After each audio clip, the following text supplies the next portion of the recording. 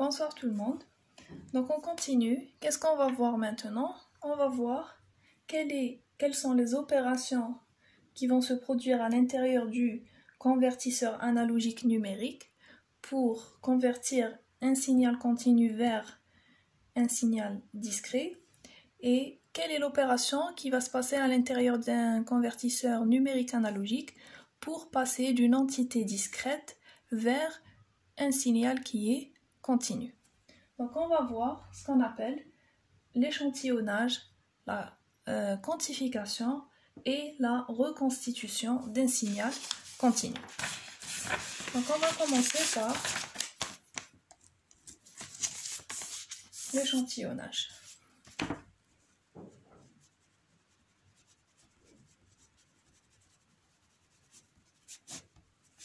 Donc l'échantillonnage c'est quoi? L'échantillonnage c'est la conversion d'un signal continu en une série d'impulsions, des impulsions de Dirac. Ces impulsions elles sont modulées suivant la valeur du signal continu. Donc la spécificité d'un signal échantillonné c'est qu'il est présent qu'aux instants d'échantillonnage et il va être... C'est un peigne de Dirac modulé par les amplitudes du signal continu. Donc un signal échantillonné, enfin l'échantillonnage,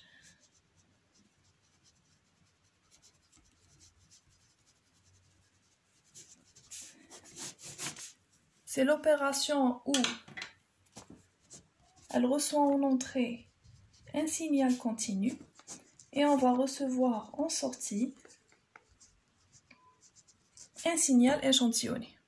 Donc le T continu va être remplacé par K fois T, où une K c'est un nombre naturel et T c'est la période d'échantillonnage.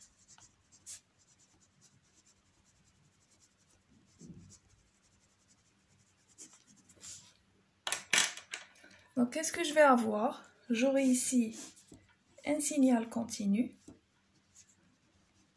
x de t et là c'est t. Et j'aurai k. J'aurai des échantillons. J'aurai un signal échantillonné présent qu'aux instants d'échantillonnage. Je pars de ça vers là. Donc on dira que nous avons une série d'échantillons qu'on va appeler x de kt. Ça va être égal à x0, x1, x2, suivant la valeur de n naturelle. Ta xk. Le tout modulé par la période d'échantillonnage. Donc mathématiquement, comment je vais écrire ça? On va dire que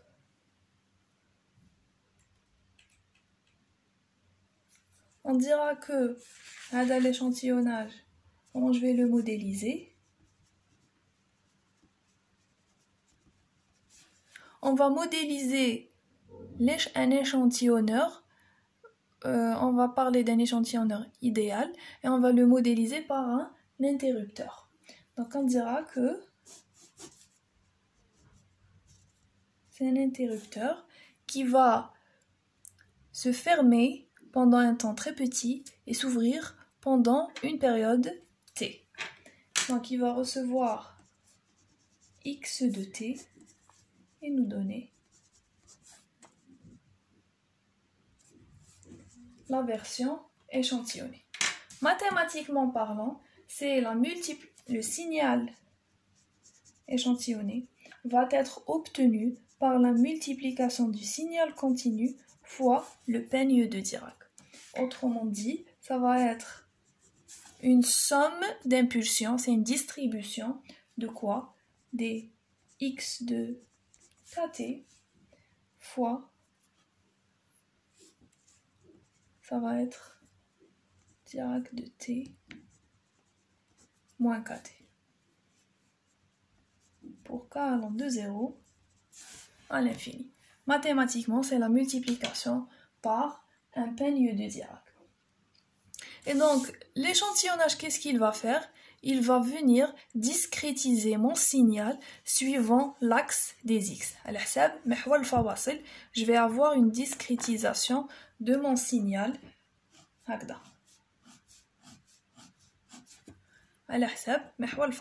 Ça, c'est l'échantillonnage.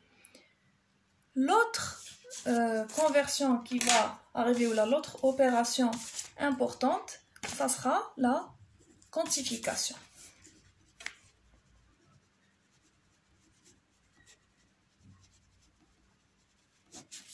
La quantification, c'est quoi?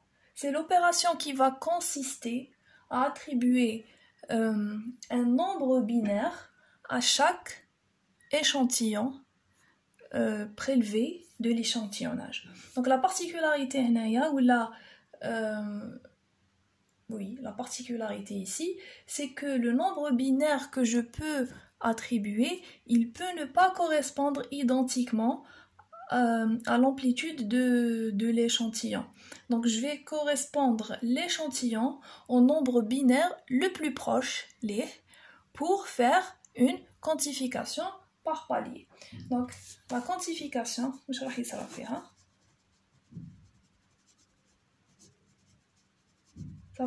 va suivre la résolution du convertisseur. La quantification, on va insérer ici un échantillon et je vais avoir à la sortie un nombre binaire. Donc là, je vais avoir une amplitude physique, ça peut être une tension ou un courant physique. Quand je le quantifie, il va devenir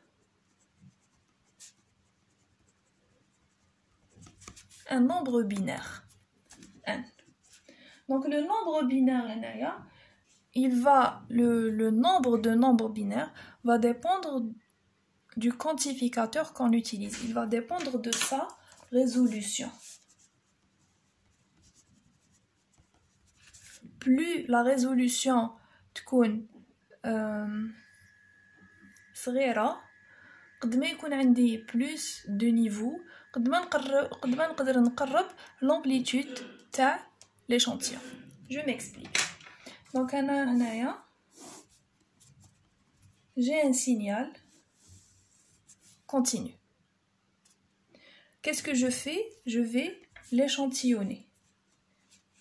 Donc là, j'ai x de t. Je vais l'échantillonner. Quand je vais l'échantillonner, je vais avoir ça.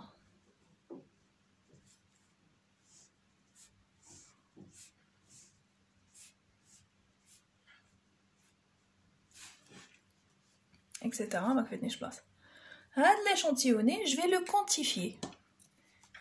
Qu'est-ce que je vais faire après? Je vais le quantifier. Comment je vais le quantifier? La quantification, elle est prédéfinie.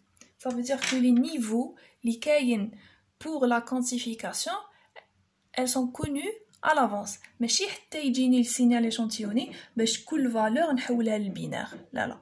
Qui le signal échantillonné, par exemple, on a les niveaux.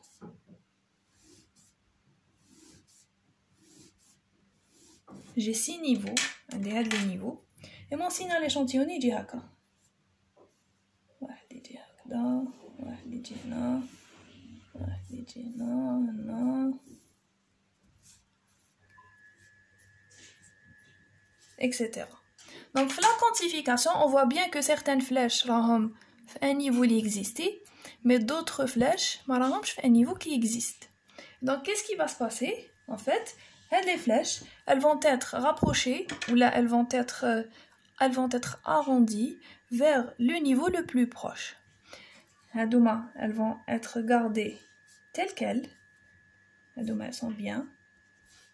Alors que Hadia, on va la faire monter encore plus. On va la faire monter vers le niveau le plus proche. On va, par exemple, Hadia, on peut la faire descendre. On peut la faire descendre.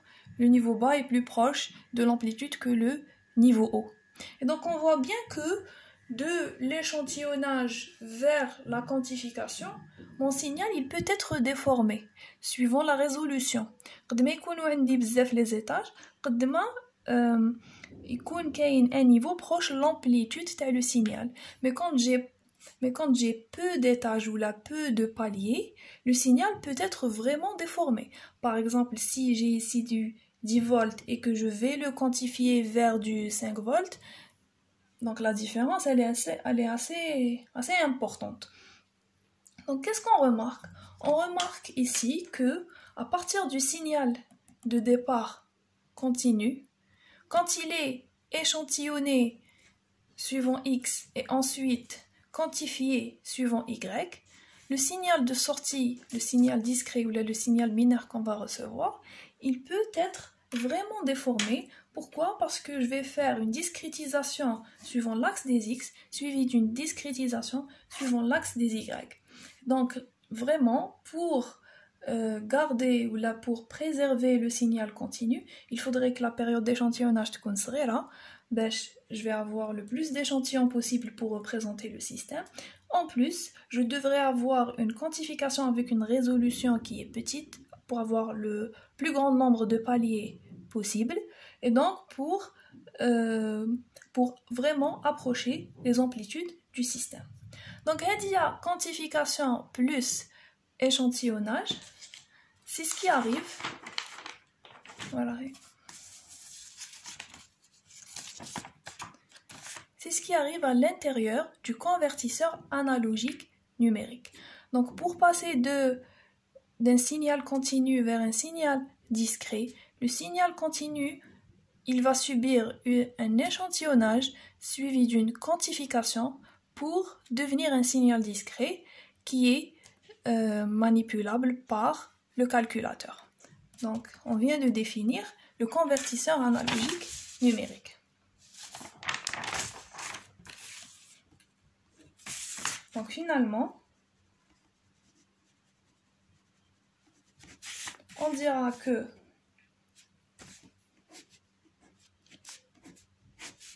l'échantillonnage, donc la quantification,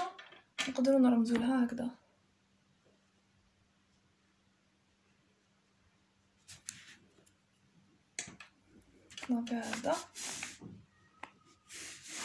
c'est le convertisseur analogique numérique.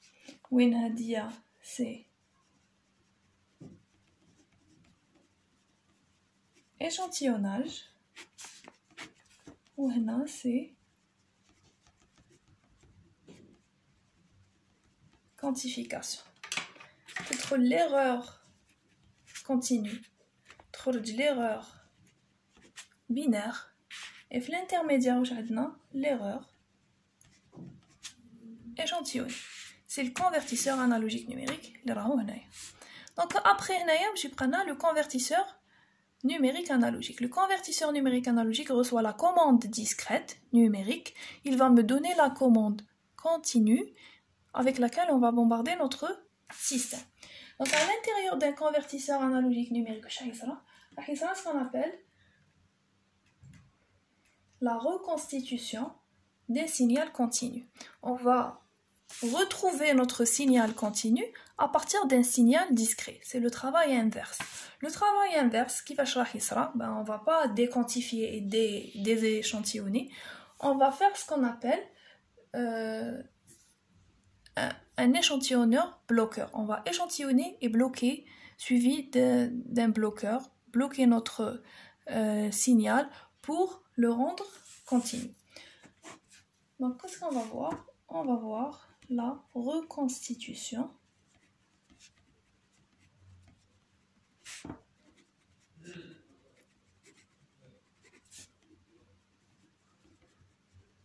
d'un signal continu. Donc, c'est quoi la reconstitution d'un signal continu? C'est l'opération inverse de la discrétisation du signal. Donc, cette opération va passer par un échantillonneur bloqueur. On va passer, donc on va avoir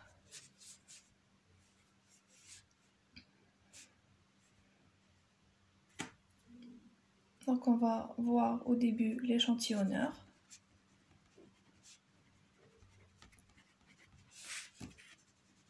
l'échantillonneur, qu'est-ce qu'il va faire?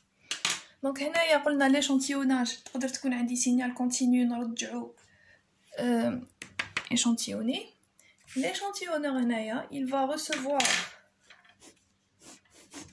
un signal discret qu'il va rendre échantillonné. واش معناه? Il va recevoir un nombre binaire, un nombre délivré par un programme, وراح يمدلو une énergie par l'impulsion de Dirac. Donc l'échantillonneur en général c'est une capacité. Donc il va faire la conversion du binaire une tension ou là un courant à l'intérieur d'une carte de traitement. Donc l'échantillonneur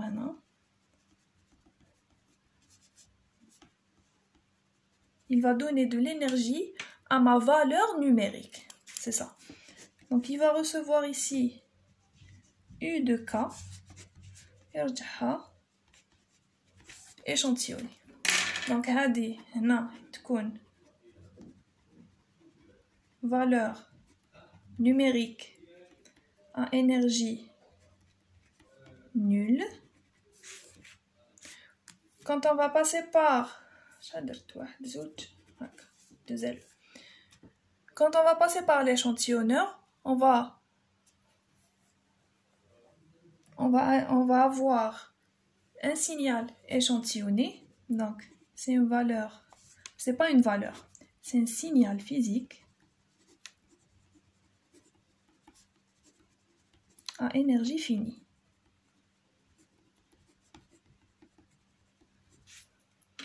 Et donc comment on va dessiner ça? On va dire qu'ici on a pour dire qu'il n'a pas d'énergie, avec des points pour dire que le signal n'a pas d'énergie.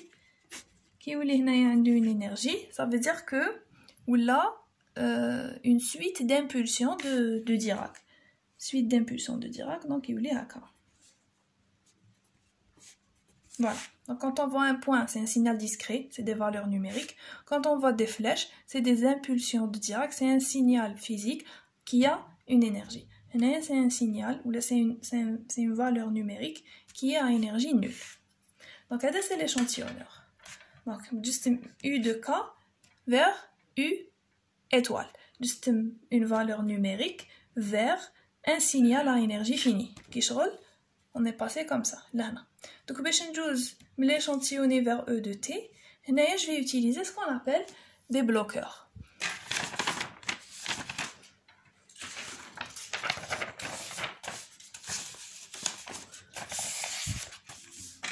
Donc on va utiliser un bloqueur, les bloqueurs. Donc les bloqueurs, c'est des circuits électriques qui vont constituer, comment dire, qui vont maintenir la valeur reçue en entrée pendant un certain temps. Donc, on a deux types de bloqueurs. On a le bloqueur d'ordre 0, c'est ce qu'on va voir de cas. On a le bloqueur d'ordre 0. Ou on a le bloqueur d'ordre 1.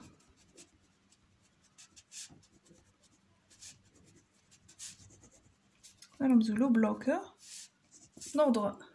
Donc c'est des éléments, on appelle ça, c'est des éléments de maintien, ou là c'est des éléments à mémoire qui vont maintenir la valeur reçue pendant un certain laps de temps. Donc un bloqueur d'ordre 0, donc on va dire que c'est des éléments de maintien,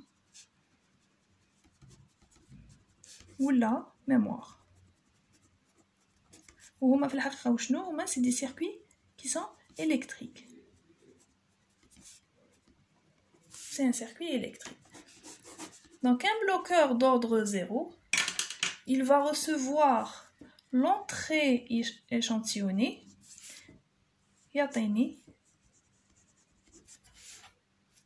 une sortie qui est continue. Il va avoir la commande échantillonnée, une sortie qui est continue. Donc qu'est-ce qu'il va faire? C'est un élément de maintien. Il va maintenir la valeur reçue pendant T, pendant une période d'échantillonnage. Et donc, si j'ai un signal de la sorte,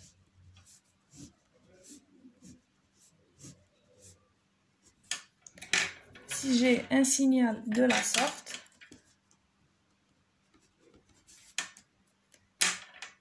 quand on va passer par le bloqueur, je vais dessiner U de t en bleu. Qu'est-ce qui va se passer? Là, j'ai 0. Même elle sera maintenue. Elle sera maintenue. Maintenue. Donc au final, qu'est-ce que j'aurai? Je vais avoir un signal comme ça.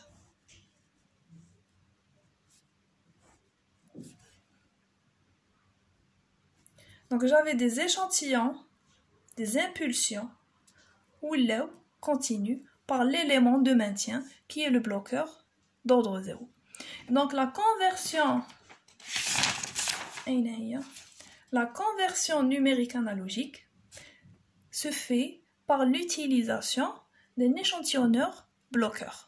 L'échantillonneur va donner de l'énergie à mes valeurs numériques reçues par le calculateur, enfin données par le calculateur, et mon bloqueur va donner l'aspect continu aux impulsions de l'échantillonneur.